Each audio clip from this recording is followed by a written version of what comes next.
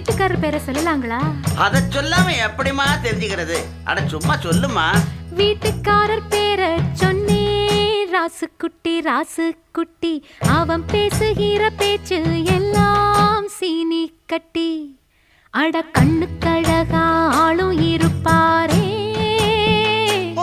நித்தம் கலர் கலராடை அணிவாரே.